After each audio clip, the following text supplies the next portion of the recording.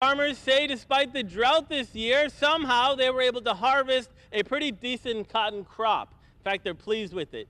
But next year, that's what they're concerned about. They say unless they get some decent rainfall, they're afraid next year could be a disaster. The Eagle Ford Shale has generated a constant flow of traffic through downtown Three Rivers, with trucks traveling these roads all day and night. But these small town roads weren't built to handle this kind of wear and tear. Here you can see where there's an indent in the fence. This is a spot where illegal immigrants climb to hop over this barbed wire fence to get into the brush and head to their next pickup spot. On Highway 285, you can see the marks in the road.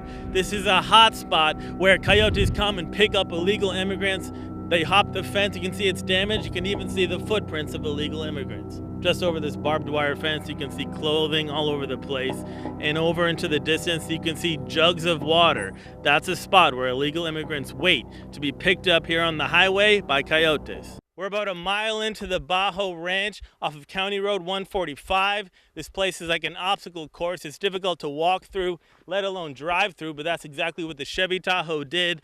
Punching through this fence, then continuing on and punching through this fence, and actually taking the fence with it about 200 yards. Check out the size of the holes in this windshield. They show you just how big the hailstones were from this storm that rained down, causing damage in Benavides. Can there be a truce? Can there be peace in Alice? What will it take? Do you have anything to say? Any comment? Why'd you do it? Are you planning on closing anytime soon? Yes. When? Today. Today's your last day? Yeah. Mr. Snyder, do you feel vindicated? How does it feel to be found not guilty? And what do you have to say to the public and your students and everyone that was rooting for you? I'm glad this is over. I'm gonna go spend time with my family. Thank you. Praise God, we serve an awesome God. That's right, Joe. In fact, it was last September that armed robbery happened at the Stardust game room on Highway 44. And it was around that time, after that happened, the sheriff said, you know what? I'm going to shut them all down. He sent out letters warning game room operators that he was going to shut them down if they were breaking the law. And sure enough, they all shut down voluntarily. Well, now, less than 4 months later, the city council voting last night to open them back up. And so, boom, here you have it. This one moved in today. Did not take long. That's right, Jane. It definitely did feel more like a tornado than a severe thunderstorm. Just ask Tanya Davis. We're on her ranch 2 miles outside of Freer, where you can see all over the place what this storm did. Tell us about it. Fortunately, the animals did survive. By the way, this severe thunderstorm, which felt like a tornado, also did lots of damage within Freer city limits. All over town, ribbons and signs mark the memory of Erica Cantu de Leon and send a haunting message that the kind of domestic violence that police say took her life has to stop. Everyone needs to be aware of this. Everybody. Every man, woman, child. Precious life was taken and it didn't have to happen. Erica was scheduled to show up for work Tuesday morning at the Side Door Cafe. She never showed up. Later that night, family members found her inside this trailer home on a bed of blood. Her head had been bashed in with a 5-pound dumbbell. An ironing cord was wrapped around her neck. We didn't find out actually till that night. News of her death is the talk of the town, especially at the cafe where she worked on and off for years. She said that he was taking medication for, I guess, his mental illness or whatever was wrong with him.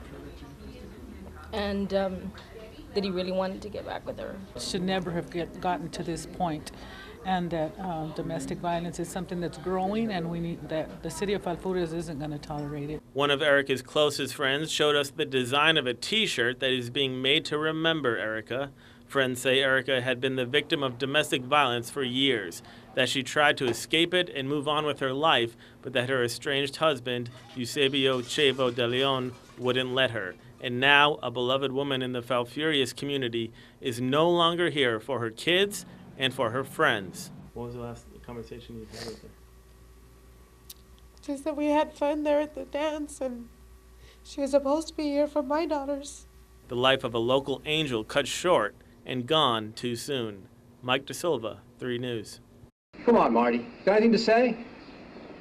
You can't even defend yourself on this, can you? What's your name? This is what Marty Rathbun has had to deal with for months. People showing up at his house and following him around with cameras. Rathbun says he's being harassed and that the cameras are just the tip of the iceberg. Behind that are teams of private investigators who look at my every single move and report them in every 5 minutes during the day and tell them precisely where I'm going to be so that they can plan their busts so that they're ambushes. Squirrel Busters Productions has set up shop in Ingleside on the Bay, renting a home just one street over from where Rathbun lives. We went to talk to the Squirrel Busters, but they had little to say. That's why we're giving you our side of the story with all of our information. Read it over. Give us a call. The production team giving us a copy of the pamphlet they've been distributing to the community. The pamphlet is filled with cartoon-like portrayals of Rathbun, painting him in the worst light possible and making defamatory allegations about his character. The mayor says the small community of Ingleside on the Bay doesn't appreciate the presence of the Squirrel Busters. The literature that you have a copy of there, the magazine being delivered to everyone's house, they don't want it. They don't like having their properties filmed in background of the film crews, and they don't like the idea of these people going around and following him so closely and causing these problems. Rathbun says he was a top-ranking official in the church for 22 years, but left in 2004 after observing what he calls a dwindling spiral with the leader of the church. He says he feared a Waco or Jonestown episode might not be far down the road. If anybody has any kind of disagreement or speaks their mind or blows the whistle as to illegal conduct or corrupt conduct that goes on, they are attacked and targeted, as I am being right now. Rathbun says he's being targeted for speaking out against the practices of the church. The sheriff's office says there's little they can do to stop altercations like this one until the law is broken, which so far it hasn't been. Sunshine is the best disinfectant, and so I'm hoping that the more their conduct is exposed, that at a certain point they'll see what fools they're making of themselves to the American public, and will do the right thing and go back and go at least try to pretend to be a church. In the meantime, this small community is caught in the middle of this religious feud. Marty, you can't do that. Marty, I just did it. That's my personal. Mike DeSilva, 3 News.